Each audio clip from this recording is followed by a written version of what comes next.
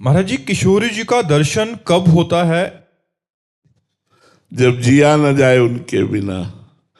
जब उनके बिना जिया न जाए, इतना हम भजन करें कि भजन करते करते व्याकुलता पैदा हो जाए और इतना रोना आने लगे कि रोने का तार ही न टूटे। रुदु सुश्रम राजन कृष्ण दर्शन लालसा।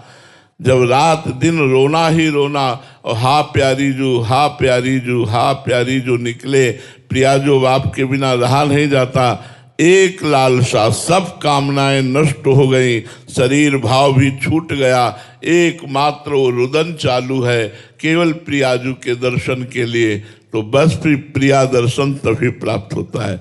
जैसे हमारे यहाँ भोरी सखी हुई है, तो प्रियाजू के जब दर्शन की लालसा जागृत हुई तो बंदरों को जो चने डाले जाते हैं और वो बंदर नहीं खाते हैं, उन चनों को उठा लेते, वो ठुड्डियाँ कहते हैं, उनको उठा लेते, एक दो मुट्ठी वो चबाकर यमुना जी के किनारे हा प्रियाजू रोते।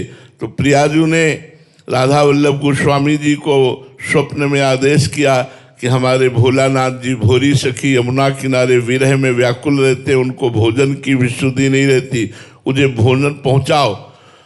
वो ले गए और उन्होंने कहा, प्रियाजू ने कहा है कि आप पाएं।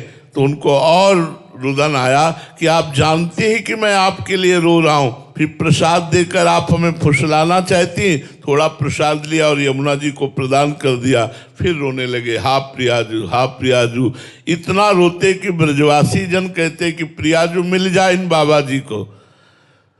तो वो जो रुदन है, वो जो व्याकुलता है, वो जो लालसा है, वो ऐसी बढ़ जाए कि नहीं खान पान ते भावे है, नहीं कोमल वसन सुहावे है, सब विषय लगे ते खारा है, हरि आशिक का मग न्यारा है। रात दिन की शुद्ध न रहे, प्रत्येक क्षण प्रियाजू का स्मरण रहे, दर्शन की लालसा के आगे कोई सुख न लगे, बस फिर दर्शन का संयोग बन जाएगा। प्रियाजू कृपा करेंगी और आपके नेत्र गोचर हो जाएंगी।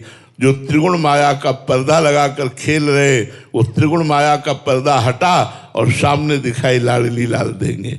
आप इसलिए खूब नाम जप कीजिए। पहले रोना आवे प्रिया प्रीतम के लिए, पहले सब कामनाएं शांत हो, एकमात्र केवल भगवत दर्शन की लालसा रह जाए, तब भगवत दर्शन होते हैं।